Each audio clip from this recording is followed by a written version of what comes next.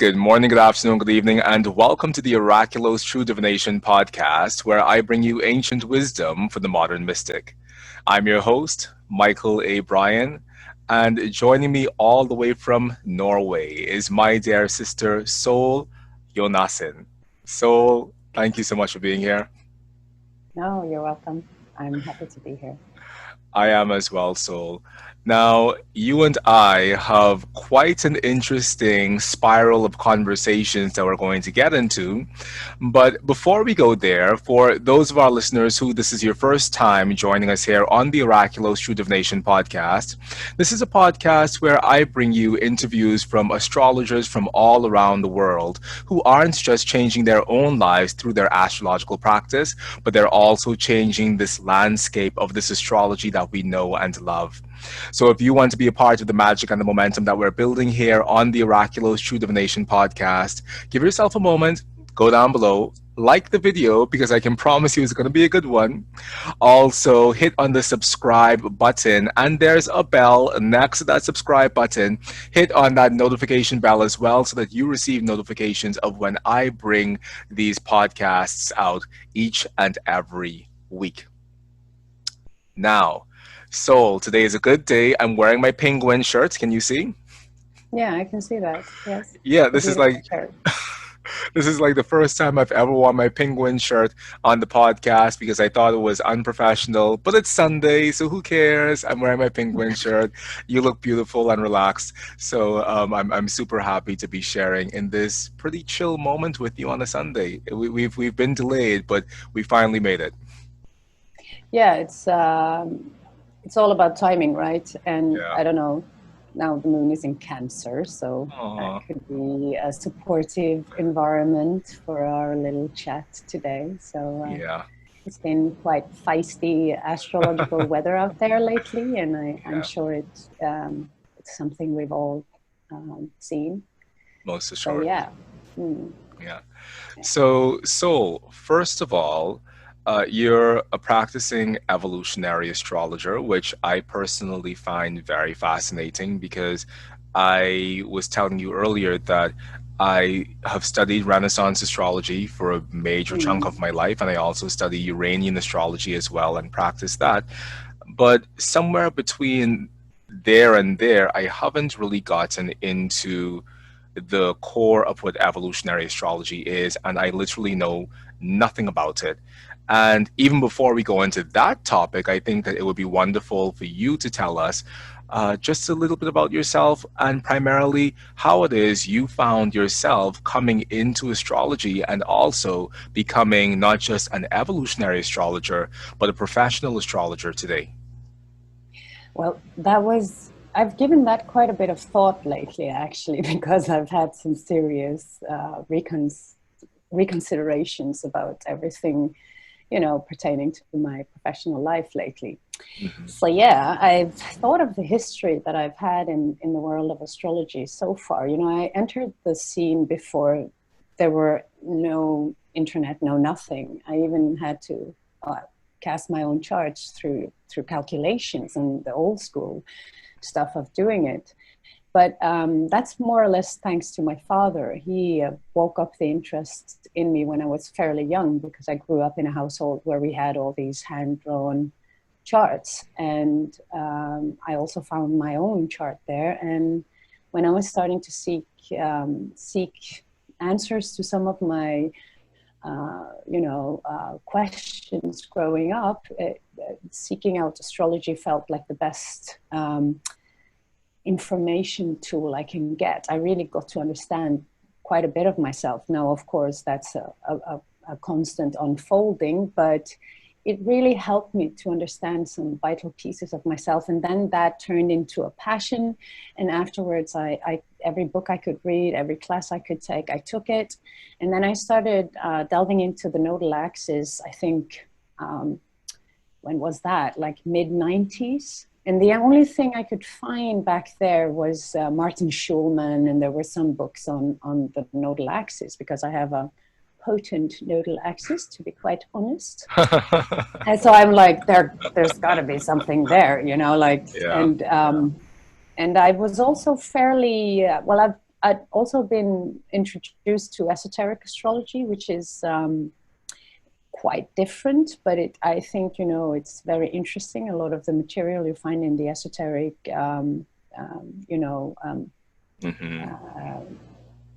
knowledge, Yeah. and of course the karma and the past lives and all these things. I'm quite careful. I think there can be a tendency to speculate, or at least go a little high into these things. So I'm not really concerned that much about those things, and I call myself a moderate evolutionary astrologer. And I wasn't educated with Jeffrey Wolf Green, which is like more or less, there's different schools in evolutionary astrology, and they have different styles, to be quite honest. There's Stephen Forrest, and then there's Maurice Fernandez, and then you also have Mark Jones. And then there's also other people, of course. I'm sorry, I can't remember their names right now, but these are the people that, that drew my attention. Was actually Maurice Fernandez back in the beginning of the 2000s, because I found his forum online and I decided to take his classes. And and then later I got introduced to a lot of different aspects of evolutionary astrology, but I still consider myself to be a moderate evolutionary astrologer. And my basic training actually came a lot from, reading everything Liz Green ever published, and, this type of Jungian psychology universe. So that's how I got into it. And it sort of just created itself. It's been something that I've tried actually to, well, I wouldn't say get rid of, but at least I never thought of it as a job. Yeah. And I guess it was a match for me, I like talking, and I really enjoy philosophy, and I love archetypes, and I love mythology. So it came really natural for me, and I never had to,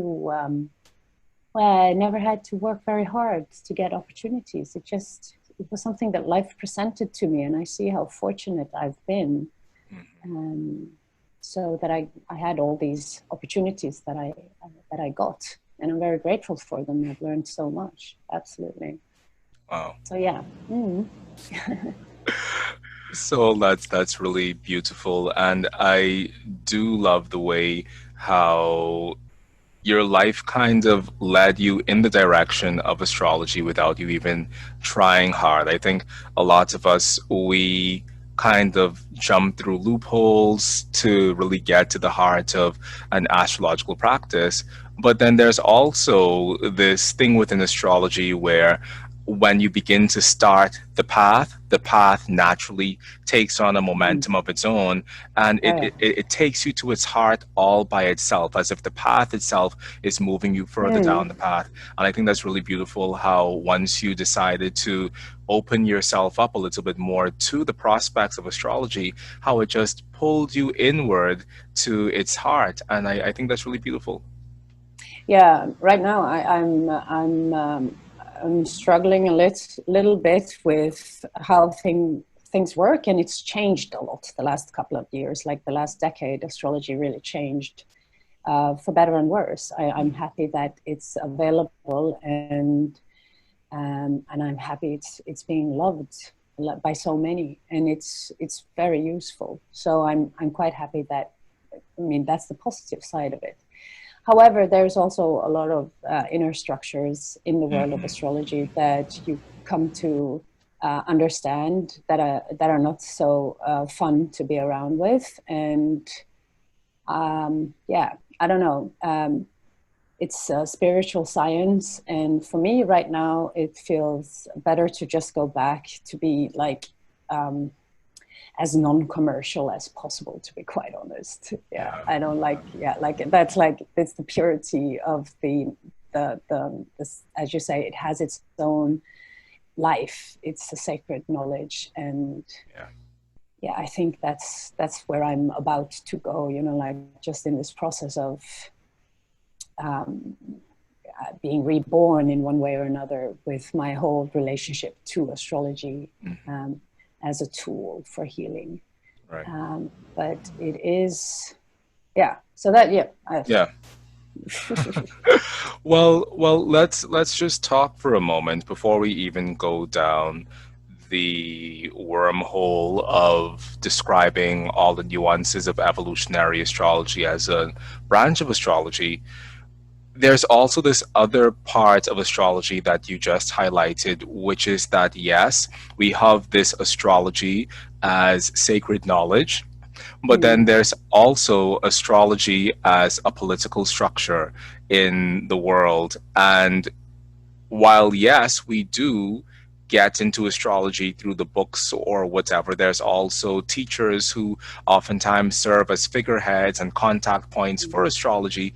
And even though we don't like to think of astrology as an organized religion or even as an organized uh, governmental institution, it has that within it, you know. And when mm, we align ourselves with a particular branch of astrology, we also align ourselves with the figureheads who represent that branch of astrology. So for me, for example, with Renaissance astrology, I've aligned myself with people like Lee Lehman and Deb Holding and John Frawley, and these are some of the people who represent the I won't say hierarchy, but they represent the figureheads that people in the world think about when they think about that. mm, So, mm, so I know that the community that you're a part of has recently been going through some very deep shifts and changes in the landscape that has brought up a lot of stuff for mm, many of us, not just people within the evolutionary astrology community, but in the wider global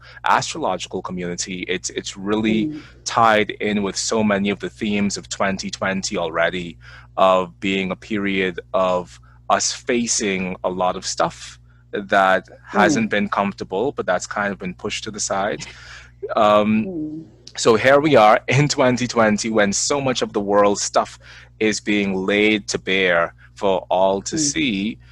How do you feel now, just based on the this gestation period that you've been through and that the entire community has been through? How do you feel within yourself about what you can do in order to reclaim the purity of astrology as a singular practice, but also take that purity of astrology into the future without any of the baggage that may have been associated with the stuff that's come up this year?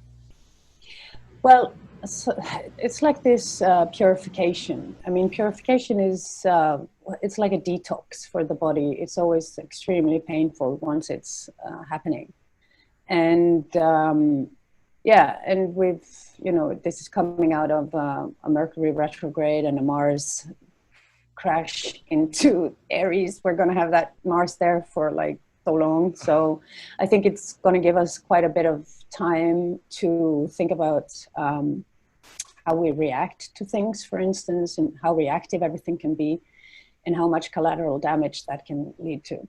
And so that's what I feel. I feel extremely exhausted by the whole thing, of course. And on the other hand, I am also recognizing that there is a need, because astrology is growing so big right now, that there is a real need for a deeper talk about ethics. That's not a bad talk to have at all. I want to talk about everything that has to do with ethics. And like, I just want us to have a safe environment to share. And what we've seen is that it's like a breakup. There was a friend of mine who said, there's no easy ways to break up. There's like, it's always going to be a little bit messy. And it's like we're doing this collective initiation. And I've been thinking about initiations actually all of 2020 due to this Saturn finishing up in Capricorn, and you have Pluto also getting to the last degrees of Capricorn. And Capricorn for me is a sign of initiation. Yes. And what I mean by initiation is that we all have an opportunity to go to the next level if we dare to be changed, if we let ourselves be changed. And I've been trying to navigate these energies in a classic Pluto in Libra way. I'm born with Pluto in Libra, and for us evolutionary astrologers, Pluto is a very important placement. It sort of connects us to the soul purpose and these things, and like there's like this huge library of knowledge that refers back to the different generations, and the Pluto in Libra generation is just trying to figure out what diplomacy means, you know, can be a little like, you know, like always searching for balance and nuances and just, you know, trying to figure out, you know, all aspects of a story. So, yeah, but I like this initiation that I feel that we all go through right now. It's a collective thing, and I was thinking about that as the Saturn-Pluto conjunction happened, and I had a conversation with a very good friend of mine. He's an extremely good healer, and he said, "Well, you know what? This is the year where people will be very angry and they will act like children." And I think that stuck with me ever since. And when the COVID happened, the Corona happened, but none of us could foresee that in a, you know, such a specific way. We knew that something would happen in 2020. We just didn't know what. And you had all these people going deep inside themselves due to the natural introspection that came with it. Not everybody did, of course. We've seen, on the other hand, what it's done to our political environment, and how much polarization, you know, in terms of vaccines and mask or no mask or all these things. Like, there's a lot of anger underneath everything. And I had a dream. There was this global meditation. I didn't have a dream. It was a vision. And what I saw, I'm so glad I had that vision, because it's been very helpful for me in this time.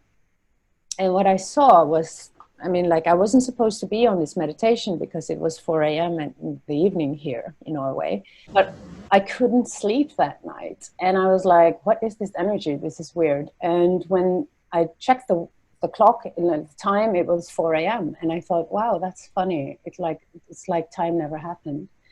And then I just entered this space of this global meditation, and I've never seen anything like that before, because I've done so much meditation in my life, but I've never felt like a collective presence of so many people meditating together. And it was really to be felt. It really gave me a lot of hope for humanity, actually, because you can reach that level where a lot of people are doing that type of work, right? Where they actually look in. So then I had a vision that I saw this group of people, and they had this, I would say, an aura. Like, there was this aura, and the crown chakra, if you like, you know, the crown part of the aura was open, and it was connecting to something higher, like a bubble or something. And I just saw it, and it was just the most beautiful thing, because I heard, like, when people have contact, they correct themselves. You don't have to tell them what's right or wrong. They will correct their own actions. They will own up to what they've done. They will take responsibility for what they put out into the world. If it's wrong, they will say, I'm sorry, blah, blah, blah, all those things. Self-correcting. So what I saw basically is what does it take for a human being to be self-correcting, right? So it really gave me a lot of hope. And then I heard this beautiful phrase, ladies and gentlemen. And for me, ladies and gentlemen is a very decent way of calling somebody. Oh, ladies and gentlemen. Now we are kind of like setting the standard for how we want to talk to each other, how we want to speak to each other, how we want to be around each other. So it's been on my mind since. You know, I've had visions in my life, but this one I think will stay with me for life. And for me, that's the Capricorn thing. It's self-correcting. It's the alignment with the spine. That's why we sometimes associate Capricorn with the spine. And we associate it with, well, in esoteric knowledge, we associate it with the one who's on the mountaintop, you know, like having contact with something higher. Let's call it a higher consciousness. So this kind of self-awareness, I think, is about to happen on Earth today. But how it comes about, though, you know, like as we've seen lately, and in this funny collective brain that is, for instance, Facebook or any other type of social media, is like this huge collective mind. We see a lot of stuff happening that shows that there's a lot of internal conflict in humanity today. There is a lot of anger and rage and trauma, and I understand this very well. You know, like it's not something that I want to deny or take away from us. But I'm also, maybe because I'm Aquarian, I'm also constantly asking me, what is the way forward? What is like the new way of doing things? How do we get to this Aquarian age, by the way? Anybody, you know? What would be a more non-dual way of seeing things? So yes, this internal split that we've seen happening in the astrological community that also led to this conversation that will continue to unfold about ethics and becoming more conscious about these things and becoming more aware of the traumas people carry, you know, and you know, like, and how we can be more conscious if we are teachers or promoters of astrology, is that we don't know where people come from, right? We don't know what story they carry. You know, we can't know that. And this is a fairly good reminder for all of us to be humble with both our knowledge and the way we promote it and the way we use our position or power or wherever we are in life. Mm-hmm. So, of course, these purifications are devastating because so much pain comes up in every direction, you know? It's just a lot of hurt. And of course, it's been quite hard to sit. And I had to sit on my hands a few times, to be quite honest, right? Because I think, you know, there's other ways for me to work around this. Yeah. And I was thinking, I don't know if astrologers ever do check the astrology, you know, like, because the energy was so feisty. I'm like, oh, Mercury retrograde, square everything, and then Mars in Aries, and I'm like, oh. Yeah. So I don't know, but it's happened, and now it's something that, you know, creates awareness in so many ways. So hopefully there will be gold at the end of this, you know, rainbow. Like there's good in this as well. So this is what I pray for, and I'm starting to see some good things coming out of it eventually, you know. But being so close to the center of the disaster, it's been very hard because. That's a more complicated picture.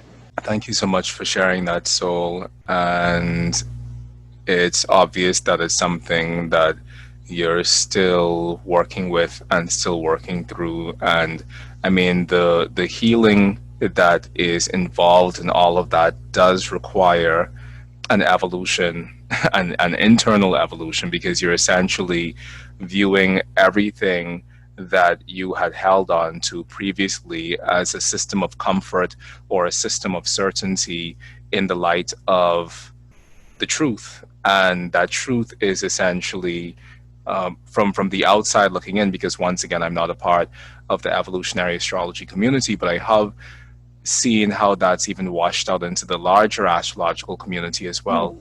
And I think it's forced a lot of people into positions of having to have these painful conversations with each other with the hope of finding that gold at the end of this entire storm, and with the hope of finding an evolutionary way forward, and realizing that the way how things are operating in the past are not sustainable ways if we want to see astrology move to a place of greater equality and justice moving forward into the future. So thank you very much for standing in that space within yourself and doing that work within yourself. And I can only see the people that you touch through your astrology, whether it's your students or whether it's your clients or whoever, all being benefited by the process that you're currently going through. So thank you for doing that on behalf of the collective. Well, don't know what to say. Yes, thank you for saying that. That's so sweet of you. I've given it, you know, like a lot of thought because like this is EA. Evolutionary astrology has always been very good with talking about things. This is like, it's an in-depth Pluto-oriented type of astrology, and Pluto wants this self-transformation. It wants confrontation with the shadow, and it's like it's constantly seeking expansion. It's like this moving forward. So there's a lot of great people in the field of astrology, in evolutionary astrology, who are more into the more healing modalities of astrology. So that this particular thing, which I think is not necessarily something that is exclusive for the EA community, happens at this EA stage. I've thought of it, and I thought, in a way, that makes sense, because we are so into that type of self-development and into that type of evolution, like it's evolutionary astrology. And I like the way Maurice Fernandez, my teacher, phrased it. He said, it's the evolution of consciousness. And evolution indicates change. And I guess we all have some resistance to change. And the basic premise is, I remember first time I heard about the Pluto, like how they explain Pluto in evolutionary astrology, is like either you move with evolution in a conscious way, and it becomes an erosion, like slowly, you just move with the need to evolve, because everything in life evolves all the time. Like you can't avoid evolution. Or if there's resistance, which could be dependency, codependency, or responsibilities, or all kinds of attachments that you have, then there's like this resistance factor in your psychological self that doesn't want to move forward. It just stays there. And it can also be fear. What if I have to change my whole life after this revolution? And what if I have to drop all my friends or get a new job? Like I understand the fear of evolution. We all have it. And then it's more like a, how do you say the word? A volcano. It just, like the pressure is so hard and it just erupts. And I think we saw a pretty good example of that, like an eruption of a volcano energy that just happens because all these things happened before, and then it just couldn't, there wasn't enough crust to hold that back anymore. And then, new soil is born, new earth is born. So it's, of course, a little fragile in the beginning, and it feels really raw. And it requires a little bit of reorientation, to be quite honest, and some self-reflection, of course. Yeah? But then eventually, when everything is stabilized again, maybe we have a better place to be together as astrologers, and a safer place, a place where it's more safe to both communicate and to disagree, and we become more conscious about our part in the world as astrologers. Like what is this power that's suddenly been given to astrologers who are making it big out there? Like none of us want to be pedestaled, but it happens. And that's just the nature of how things very often work on Earth. And it's what I found. And it's good to have a hero, or a heroine. I have my heroes too, they're not astrologers necessarily, but, people that I look up to. And I was thinking about that because one of my heroes is definitely Nelson Mandela. It was his birthday yesterday, and I was like 16-year-old, it was my first political cause that I really felt like enthusiastic about, like free Nelson Mandela. And I went to Robben Island. I saw where he sat for 27 years and had a lot of conversations with people, and I saw, what he went through. And I was thinking about that yesterday, and I thought, what if I go out now and I say something about Nelson Mandela and it turns out he was a prick? Oh no, how sad wouldn't I be? Because I really adore him, like it's like so many times during a year, I think about something he went through and how he could walk out of that prison and not be bitter. Like I could imagine like 99% of the people walking out of that prison would be pretty bitter. understandably so. But he was that 1% who came out and he had been victorious inside himself. And I think that's why they crowned him the king, you know? Yeah. So it's like this whole journey of going through such injustice and pain and trauma and then coming out a diamond, huh? That's very rare on earth today. So for me, he's a very valid hero. Yeah. Wow, so well, hopefully the experiences that we're all going through right now in 2020 makes us all diamonds. I mean, because the other side of that is that it kills us, but Yeah, yeah. but but I assuming don't want to, yeah. precisely, but assuming that we we look fearlessly into the eyes of transformation and say, hey, you know, I realize that in order for me to become a better version of myself, I'm going to take the plunge forward. And then I think that when we can do that without having fear within our hearts and possibly having fear within our heart, because I mean, all of this that's going on this year, it's fueled by all of the emotions. So there's fear and there's panic and there's pain, but there's hope and there's exhilaration and there's nervousness and there's anxiety, but there's this deep spirit of exploration and this deep spirit of curiosity as to what comes next. And I think that all of that is a part of an evolutionary process. It's not just that we experience evolution as a joyful thing, but we also experience evolution as a fearful thing. And all of those emotions and the ways in which evolution causes us to feel all of the things is also very valid as well. So, I mean, I see this year as bringing up all of the things, and I see this piece that's occurring within the astrological community also bringing up all of the things. But I definitely think that at the end of this, we stand to become crystals, or we stand to become diamonds that essentially hold within ourselves the message or the potency of a brighter tomorrow. And so I'm really excited. I'm really excited for that, and I'm really excited to see what happens next. Yeah, me too, actually. You know, like, I think it's just about becoming conscious that we can all hurt, whether it's through written words or it's through, you know, how we behave in the world. You know, like, and that's a good, you know, that's becoming self-conscious. It's becoming self-aware. And that's what I basically think. I don't know if you've seen the chart of Facebook. Did you ever go into the astrological chart of Facebook?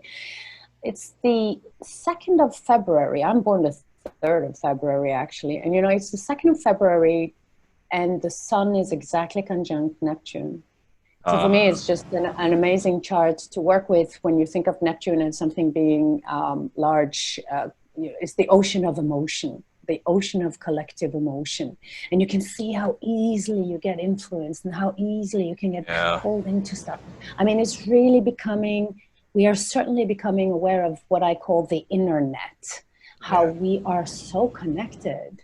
And that's more like the non-dual viewpoint. You know, like I'm fairly fond of Buddhist philosophy, and then, you know, level, you know, one of the higher levels of Buddhism is Tantra Buddhism, where you kind of transform darkness into light.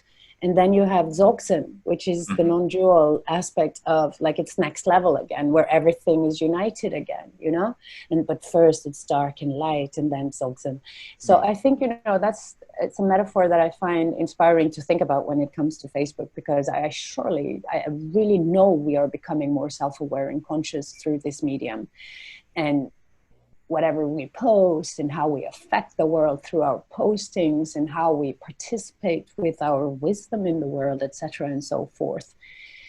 So yeah, that is happening. But Patty Smith, she said she gave this amazing speech to some students, art students, once they were graduating, and she gave the speech and she touched upon the theme of internet, and she said it's still, you know, in its puberty, right? But it has the potential for world revolution. Well, she was talking like pure, true punker, of course, but still, you know, it's quite true what she said there.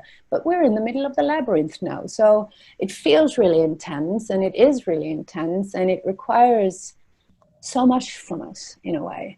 You know, it's really growth enhancing, this process. And when something like this happens, it accelerates growth in so many directions, not just for the people at the core of the conflict, but also everybody's watching, everybody's chipping in, everybody's has an opinion about it. And then like, it just, you know, Yeah. it Yeah. just keeps coming out, you know? So that's good. But it's hateful. I'm so sad. Yeah. Ugh, God damn it. Ugh, can't you Okay. just behave? Yeah.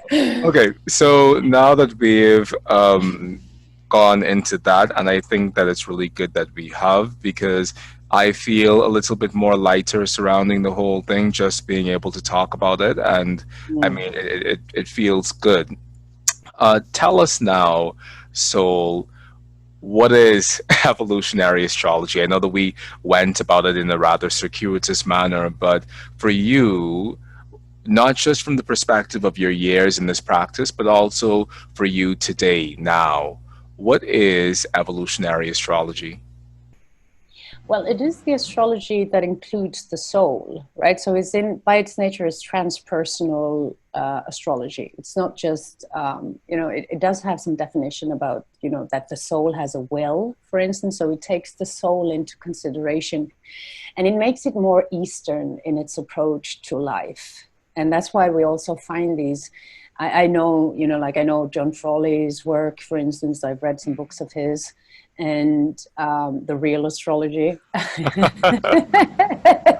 Nice rhetorics. But, you know, Yeah. and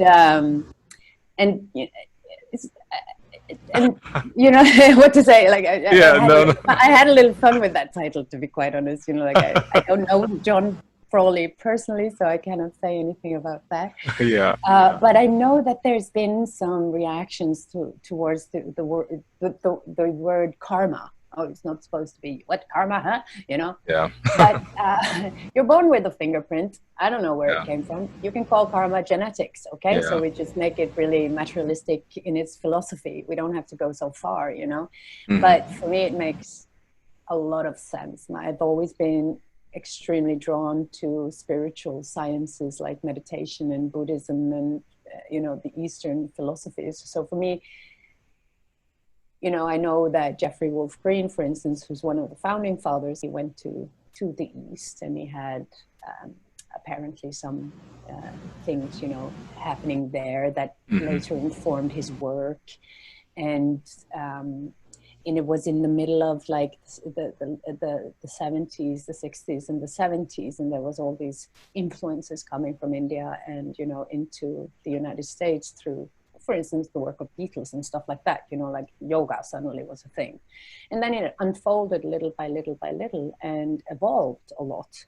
And it does, you know, it's practical differences from classical astrology, for instance, or at least Hellenistic astrology, is that we actually personalize the outer planets, right? We use them as personal, that they have a real telling effect on an individual way of being in the world. But in one way, I think we are kind of talking the same thing. It's just the wording is different. I mean, there can't be that many versions of being human, can there? Like either we have a soul or we don't. So like, but the whole thing, you know, like I've never gone into the details of like the Virgo thing of evolutionary astrology. I know there's a lot about the time ages, and there's like this real Virgo approach to it. But what I found to be extremely useful with evolutionary astrology is exactly the explanation and the understanding of the outer planets. And it's like a specialty of evolutionary astrology, and it's extremely valid and potent knowledge. So we also put a lot of emphasis on the South Node and the North Node and what happens around there. Pluto becomes extremely important as a motivating force for the incarnation in itself. You know, what's the will of the soul? What is the soul coming here to transform? So like, that has a positive side, and there could be some, you know, more controversial aspects of that way of thinking. Like you can be slightly obsessed by, like, I wonder what it is I have to learn all the time. Like that could be like a fallacy of its own. But it is, used balanced and used well, it can be a very powerful tool to get to know some of the deeper inner dynamics of your life. Like, why Hmm. is this always happening? That's the question I was asking. There seems to be sort of like a pattern here. Like, I Hmm. think I like, oh, it's like this thing is looping. And Yeah. then there's also a lot of interesting info on how we explain the retrogrades, for instance, and how they are, if you're born with a retrograde planet, especially one of the personal planets, there's like, it's kind of like a karmic weighing, like just trying, you have this weighing system in different types of schools of astrology, which planet weighs more, Hmm. and why does it weigh more? Hmm. And so that's one of the things we are looking at. For instance, if there's a retrograde planet, and we don't look so much, uh, I haven't seen any astrologers using techniques that come that are specific to classic astrology, but you can easily combine it. There's nothing that says that one thing excludes the other. Hmm. So for me, it's an um, like it's very to the point in terms of meeting the client where they are and creating a forward movement that has to do with them or us all being on track on our why we came here in the first place. So it's yeah. So that's kind of the way that I see it, right? I Hmm. think it's efficient in terms of understanding certain dynamics in a person's life. These days, I've really been very involved in the outer planets. And I mean, one, just because I've always used them within my astrology, so they've never not been a part of my Mm. astrology. Even as a classically trained astrologer, I have always used Uranus, Neptune, Pluto, and in a different way. I use them as their own thing within themselves, not necessarily as rulers of the signs or anything, but as I was telling my students the other day, that I view Uranus, Neptune, and Pluto as the real extraterrestrials insofar as they are above and beyond our earthly experience. And so that's why when they move in our lives, it feels like something is moving above and beyond our earthly experience. Mm. And and then I went down a whole rabbit hole with that. But but I mean, so yeah, that's another topic entirely. But what I what's been happening for me recently is that I've been getting this very specific education in Uranus, Neptune, and Pluto because all of the readings I've been doing Mm. for, I dare say, from the beginning of June to now, people have either had Pluto smack dab on Mm. their IC or Uranus smack dab on their ascendant or an exact opposition between Neptune and their sun or and I mean and even Chiron has been a part of that process for me as Mm. well, Yeah. reluctantly so because there was a part of me that was saying, okay, how far are you going to take this? Are you going to really include Chiron? But Chiron has been a part of that process for me, and 2020 has really been a powerful year of me integrating into my astrology the outer planets in a much stronger way than ever before.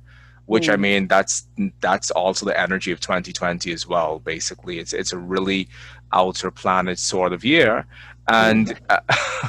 it's also been a year of me taking into consideration a lot of other perspectives of astrology that Mm. I hadn't known about before. So I think it's really powerful, your description of evolutionary astrology. And I recently interviewed Maurice Fernandez on his book on Neptune, Pisces, in the 12th house. And Mm. he laid out Neptune in a way that I had never heard of before. Excellent. And Yes, exactly. yeah, yeah. But there's another part of my life that has to do with the Kabbalah and tarot and Hermeticism that I think has Mm. been more forgiving to this concept of modern astrology than my classical astrology upbringing. But I really think it's important that there is a space within our astrology that really pays attention to the outer planets. And that has really fleshed out the outer planets in a really powerful way because I think that there's another part of astrology that's neglected them. So it's really cool what you're saying about the outer planets. And I'm really happy that someone's out there doing that work, because it benefits all of us when someone or a group of people actually say, hey, we're going to really look into Uranus, Neptune, and Pluto, and we're going to Right. really see what they do within a birth chart, and we're going to really see how they affect a life, because it offers the rest of us an education. And Chiron. And Chiron. So you guys use Chiron as well? Yes. Yes, Okay, yes, yes. great. Oh, we're modern. We're real thing. No, of course, like just before this thing happened, the thing, Yeah. uh, the unmentionable. No, before the scandal, there was I wrote something about Chiron because I saw this square coming up. And I've been doing fairly a lot of work on Chiron because I love the mythology of Chiron. Hmm. It's so it feels like being human. Yes, part spirit, part body, part animal, part intellect. It's like this is like the frustration and paradox of being human, right? Yeah. We could act like gods, but we are so driven by instincts, so we Hmm. sometimes mess up that beautiful potential of true love that we could have Hmm. occasionally, and destroy each other instead. And I was just reading about that. There's something called Hamartia. I think that's how you say it. I'm not quite sure. Hamartia is this concept about the hero. It's the wounded hero. And I wrote about it just before this happened, this thing in the astrology community. And I wrote about the Harmatia, the divine flaw, the flaw that sometimes happens, this flawed moment when you misinterpret something, or you act too rashly, or you lose your temper, or you forget to be patient, or you go into hubris, or you have some sort of like the thing you wanted to conquer fails because of some flaw that happens.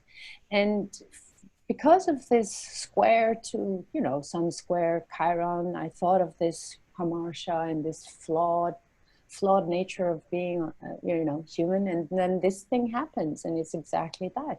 It's like the brokenness of everything. Yeah. Hmm.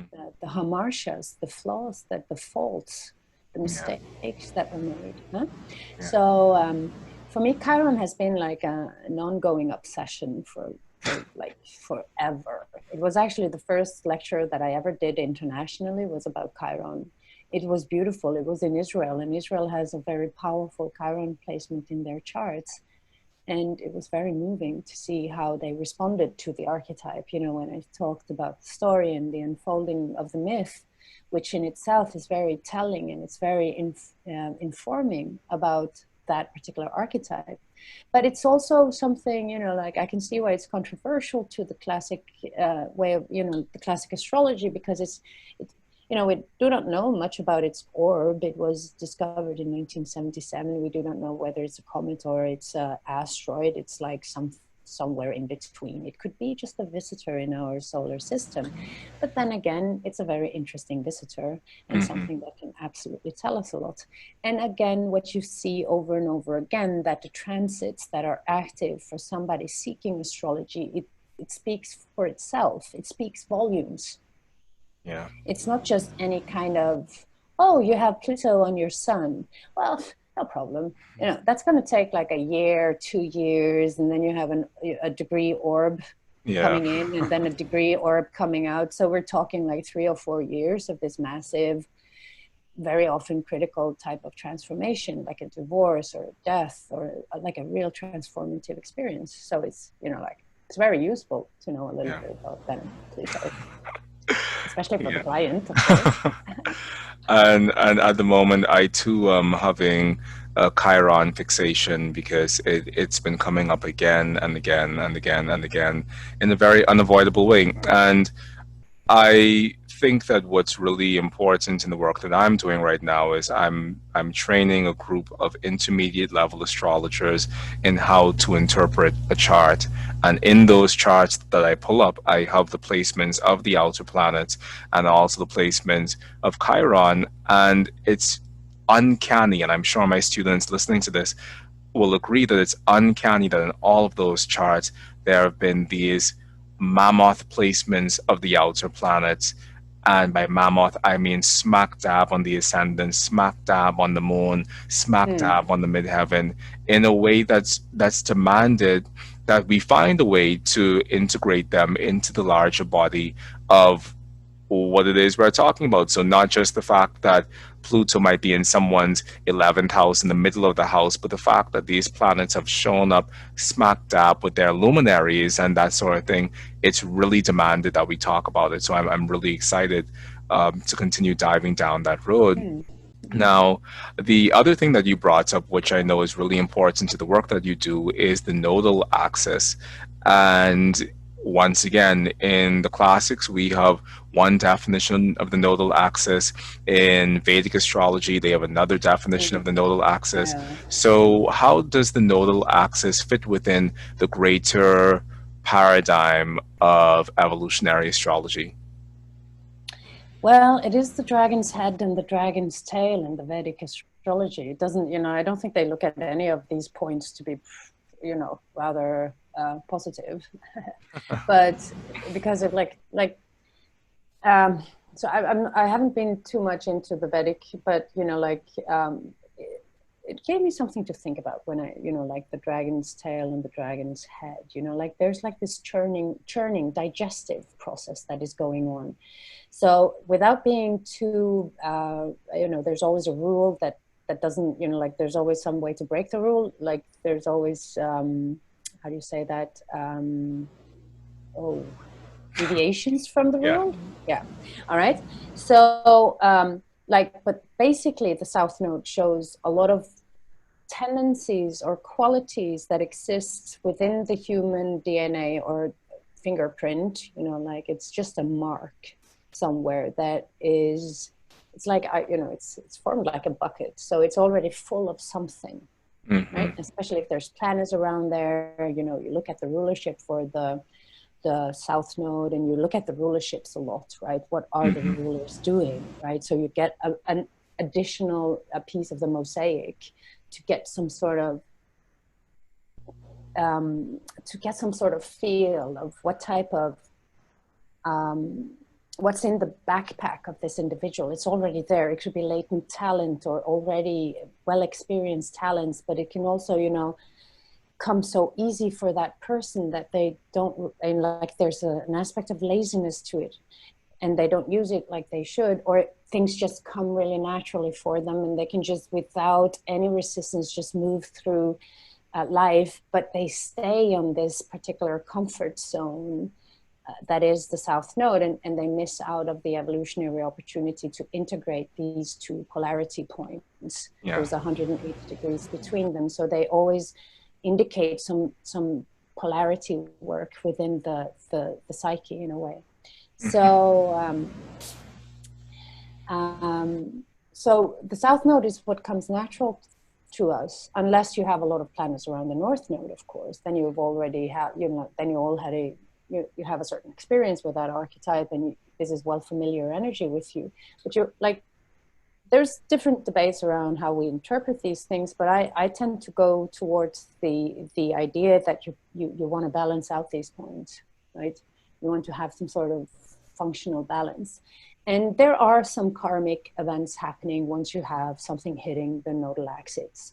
If you have synastry, for instance, you meet people who connect to your nodal axis, you're not going to get rid of them no matter how hard you try.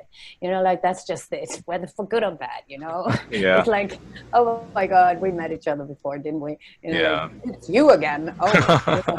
So it's just this sense of familiarity, especially with the South Node, I have a lot of powerful connections to people that just pops out of nowhere.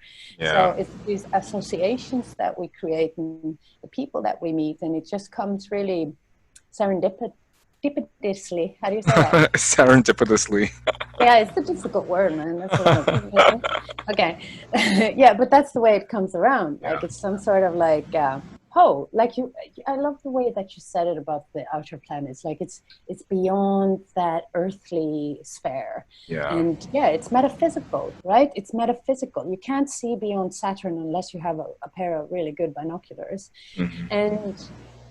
And then you start going into a realm where, well, you look at the metaphysical, the quantum mechanics, for instance. Like there's some certain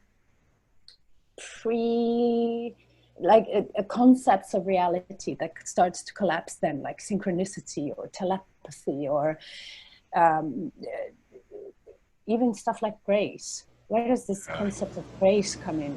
Huh? What is this divine intervention stuff that you probably had a couple of key experiences with in your life, and I certainly had a lot of them. You know, that's why I'm an astrologer today, because of these rather bizarre experiences, like something just manifested out of the blue and opened a door. And of course, I'm grateful, but it begs the question: what are we, and where are we, and what is this next level dimension thing going on? Mm-hmm. So of course, with the nodal axis, you have a little bit of the same kind of quality. It feels rather destined, and I call it the red thread in somebody's life. It's like this pattern, and you have to work with it. So I feel like there's a lot of purification going on the qualities of the South Node and the planets that this includes. Like you have to take those qualities to the next level, right? Like we have to up the level. Now the South Node is in Sagittarius, and well, I'm sure we'll see a lot of debating, right? But what it will do, it will take this natural tendency for Sagittarius to be so bombastic, which is part of having an intuition, like, yeah, there's like that's why the appeal of the conspiracy theories are so strong, because there's always like a fragment of truth in it. It's quite often like, well, except that conspiracy about Nazis living on the dark side of the moon. I don't think there's any fragment of truth in that. But there's like, yes, maybe it's flawed. Maybe like there's something corrupted. Absolutely, I think so too. And then you can just bloop, spin on that one. And then you have opinions. Yeah. Like we all have so many opinions. And I think we will come, now that the South Node would move 18 months, it will move backwards towards through Sagittarius. It's the South Node. So it sort of invites us to purify that Sagittarius quality within ourselves and take it to the next level. Yes, absolutely. Be a pilgrimer. Absolutely. But of course, self-righteousness, also racism actually could be the dark side of Sagittarius because of these incredible black and white opinions, like so bombastic, judgmental, strong judgments, like it's really, and informed by an intuition of something, I don't know, but it's subjective, right? So it's not open to all of the truth. But then again, once we get to the higher levels of it, it starts questioning, it starts seeking out truth. It starts really searching for something in their own lives. So maybe that will change a lot how we debate and how we see each other. I know there's a huge polarization in politics in particular, like maybe not where I live, we have sort of like we're at the theater watching the world in Norway to a certain degree, because it's like it's very peaceful and quiet here in many ways compared to the rest of the world. It's like, but we also have most people are quite informed, right? And we're also part of bigger politics, right? But it's right now, it's, of course, all our eyes are focused on the United States and the things that are happening over there. And we see these Black Lives Matters and, how all these social injustices are being brought up when we thought about, power imbalances and stuff that we spoke about a little earlier. Yeah. And, but how the debate is led online hasn't been really good. Now we see like more right-wing organizations are using quite drastic methods to get, it's like, no, that sounds like a crusade war thing. Yeah. And Sagittarius can be a crusader, but it can also be a truth seeker, right? We'll see. I mean, the North Node in Gemini is definitely opening up to exactly this type of bridging conversations where we bridge. The beauty of Gemini is that capacity to be curious and to understand and relate to another person's experience of anything. it's why sometimes you see Geminis being such good people, knowing people so well. I know we hear a lot of bad things about a Gemini in the world of memes. I don't know why that happened. Yeah, they again, these judgments. I don't know, Dr. Jekyll and Mr. Hyde. What, no, the most of the Geminis I met are very socially sensitive, quite sweet, Yeah. and very understanding and curious about other people's problems. And in esoteric knowledge, in esoteric astrology, we say that Gemini holds the key to the law of right human relationships through understanding. So it's kind of this unity and diversity thing. And it's probably also why, well, maybe I'll start checking out more classic astrology, and you will check out more of the outer planets, and we will have more conversation inside our group as well as to how we can evolve further and become more conscious of each other's the qualities that unite us and not the qualities that separates us. Precisely. Yeah, Precisely. that would be a modern world, Yeah. Learning how to bridge. How do you create a bridge? Yeah. And I think that this year, more than anything else, is really about learning how to take part in that bridge building and knowing that as we charge forward into the years to come, 2021, 2022, and as we just charge forward into this bold new world, we're essentially meant to be integrators. And these things that go on within the astrological community of my astrology is better than yours and your astrology is less than mine, or whatever the fuel is that feeds those conversations, I think is really harmful to this concept of us moving forward towards more futuristic tomorrow, because the future isn't stuck in any one thing, but the future, and I think the future oriented human and the future oriented astrologer realizes that there is good that comes from many directions, and we don't need to feel as if we have to have this unbroken loyalty to just one way of doing things, and that if I try to integrate something from you, I'm going to be less than, or if you try to integrate something from me, you're going to be less than. But like, we should be practicing an astrology that works, and that works well, and that works efficiently, and that delivers practical results, but also that delivers very human results, healing results.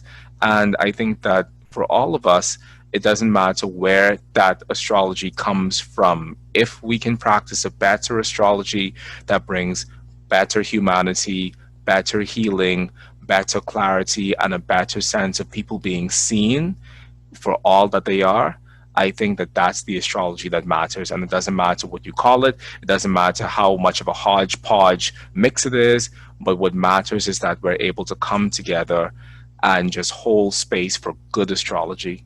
When you say that, I'm reminded of something that I've been thinking about lately.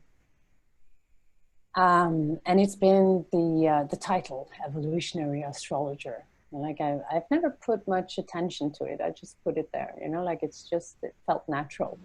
Yeah. But now it feels natural to take away the evolutionary bit and just call myself an astrologer, and then just, go into depth where my inspiration is coming from, and my education, of course. I won't deny that. It's not about denying anything. Yeah. It's just about opening up something. I just want to make it more inclusive. I want to make it more.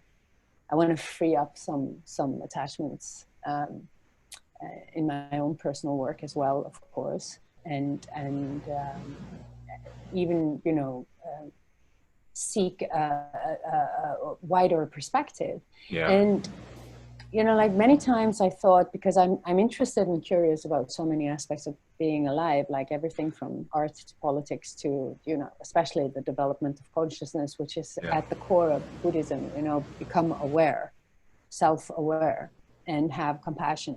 And what does that mean? And you have to sort of like go deep, and you have to see, and you have to work a lot with yourself, Yeah. But it sort of led me to understand a lot of things.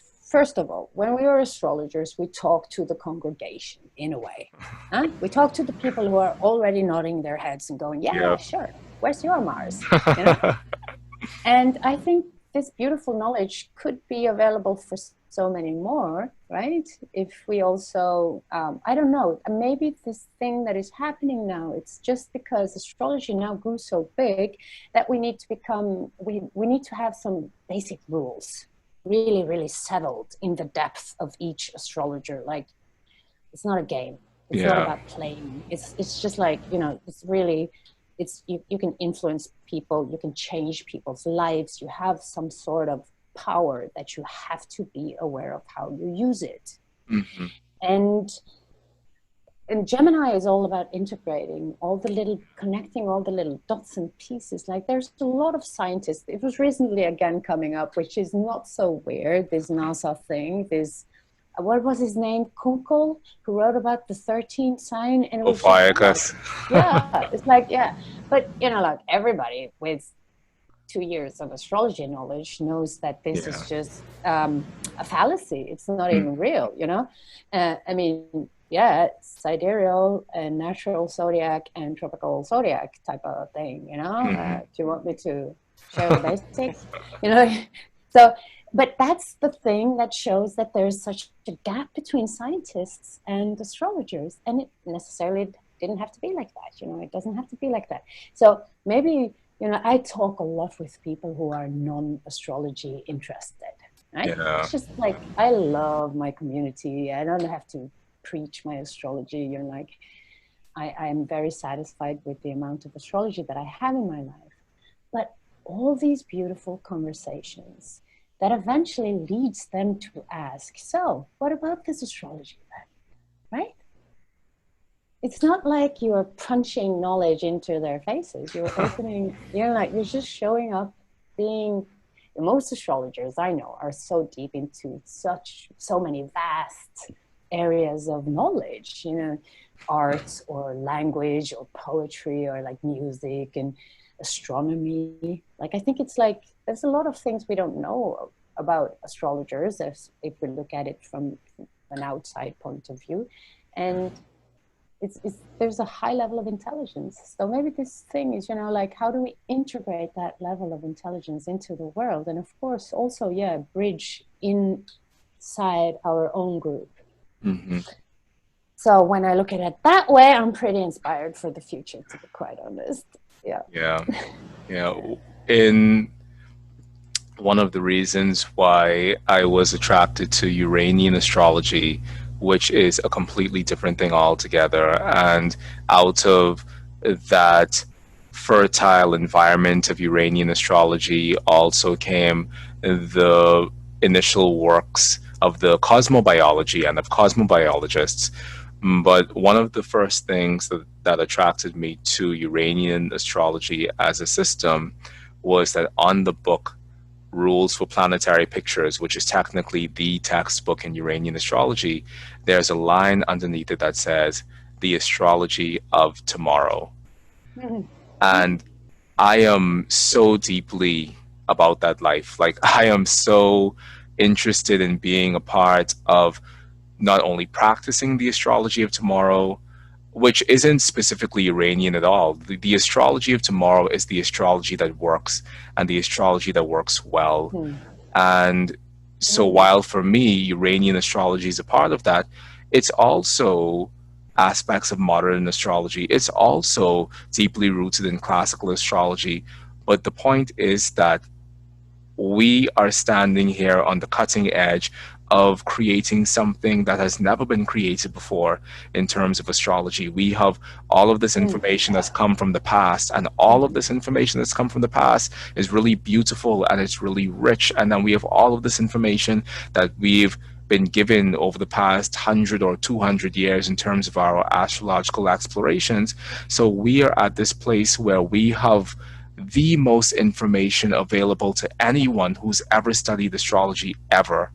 And I think that our purpose at this moment, standing on this precipice, before we take this plunge, is to dedicate ourselves to essentially being practitioners of the astrology that's going to help to build a greater tomorrow, whatever that astrology looks like, Yeah. without the names. It doesn't matter if you're a horary astrologer, mundane astrologer, evolutionary astrologer, hoo-ha astrologer, Yahoo astrologer, like it doesn't matter. These things have no actual meaning at the end of the day, because what matters is that we're practicing a solid, rich, living tradition of astrology that gives each of us the inward experience of a living universe.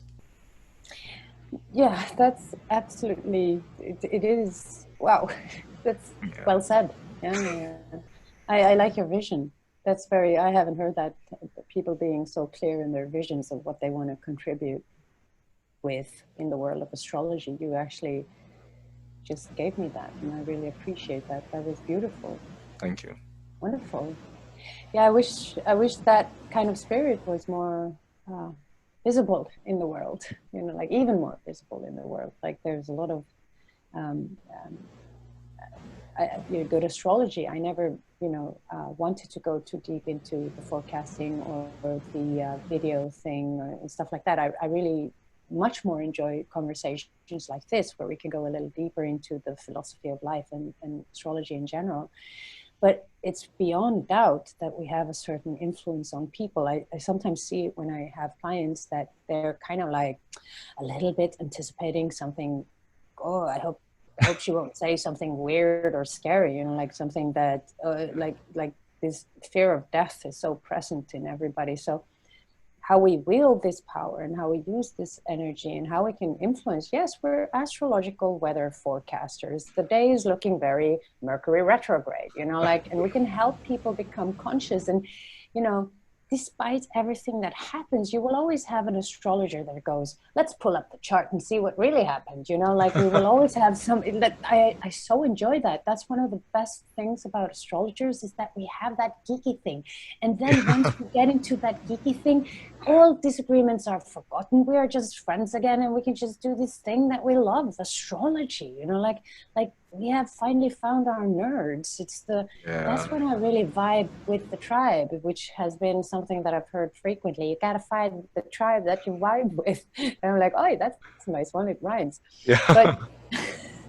but that's when I really feel that it's exactly where it should be. Like Yeah. you can take like the most excruciating experience, the most painful experience, but if you're a student of astrology, you're willing to learn from it. You're willing to take a step back and look at the chart and go, huh, aha, Yeah. okay, all right. So what am I supposed to learn from this, and what is happening, and who's, like you take your stuff, and you can't control the rest of the world, of course, but you can at least make sure that you take the part that is, you know, uh, an important piece for yourself, Yeah. right? And this is why astrology easily could have been a tool for world peace, because it leads to eventually self-consciousness and self-awareness. And that's the only way for us as humans being to move forward, is to become aware of each other and aware of pain inside of ourselves too, feel our own emotions in a way, so that we can also have empathy for the emotions of others. Hmm. And I decide, and I really make a very strict definition of empathy. Sympathy is for the few, empathy is for all. Huh? So it's the same with compassion. So this has been an incredible moment to sit with you and speak with you and really have this outpouring of hearts. And yes, the moon is in Cancer, and I'm sure that that has assisted us greatly. But I think that there's also this deeply human gem that we both share within us that has been fostered through our astrological practice. And it's so wonderful and refreshing to be able to share the space with you, because it reflects back to me that one, I'm not the only person in the field thinking these things within myself and trying to renegotiate myself within my practice to Yeah. be a carrier of light for tomorrow.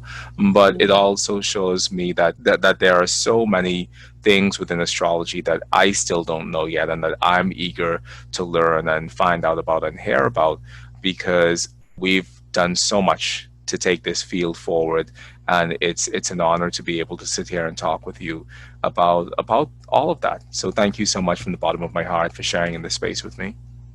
And thank you for your effort. I've seen you put out a lot of work. I think a lot of people really appreciate that. Thank you for your effort, Mychal, and keep doing it. Thank you. So, I mean, yeah, it's been Thank you. wonderful. It's been really wonderful. Thank you. You're welcome. Now, Sol, before we leave, please tell our viewers and listeners where they can get in contact with you if they want to receive a reading, if they want to learn, if they want to connect. What's the best ways to get in contact with you? You can contact me on the internet. No, I'm just kidding. I'm going exclusive. Sorry, just kidding. I have a website. It's sol-with.com, because my middle name is with, but it doesn't really make sense in the English speaking world. So, but that's actually my Sol with is my name actually. So that's my website. So that's probably the best place. Otherwise, you can find me on Facebook under my name. And I also have a Facebook page called Polaris Astrology.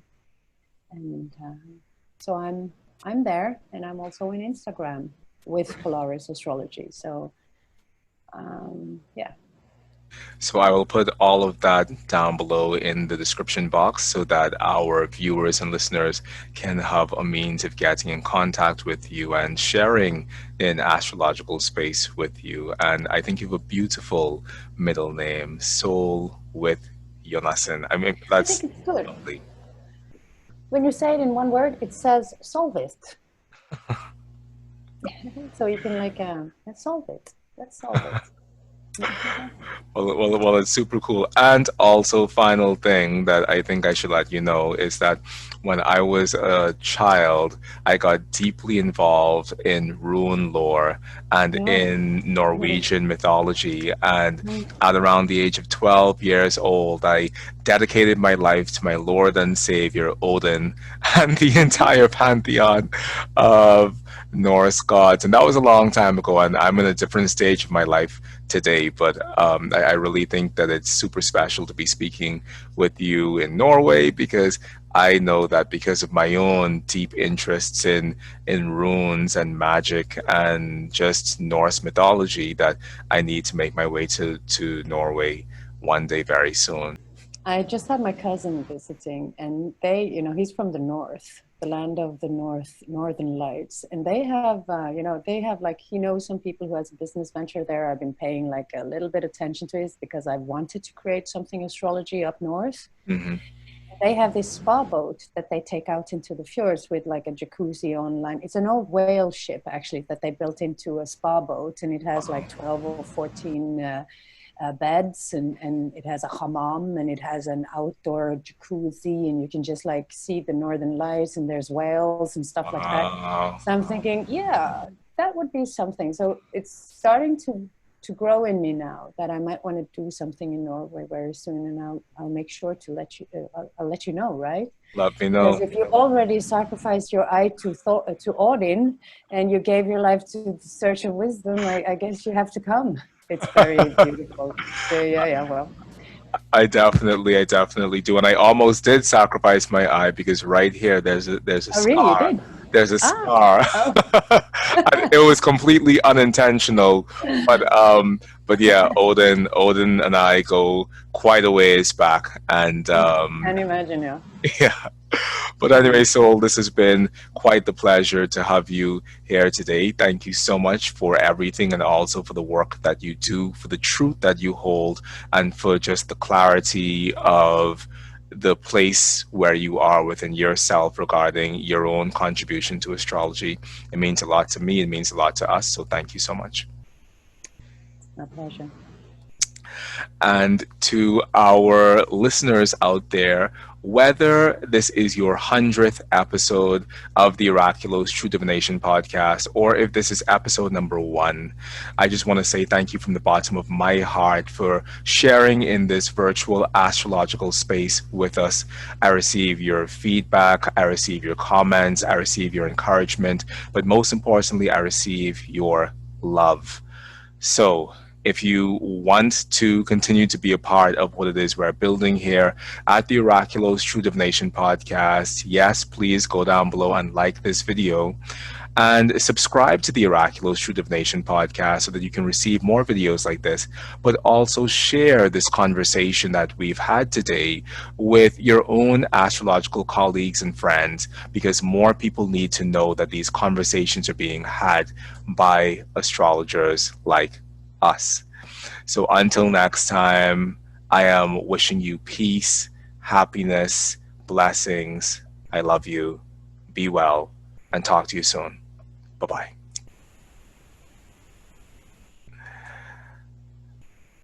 Sol. Thank you. It was very healing to speak about these things. Thank you. Thank you. Thank you.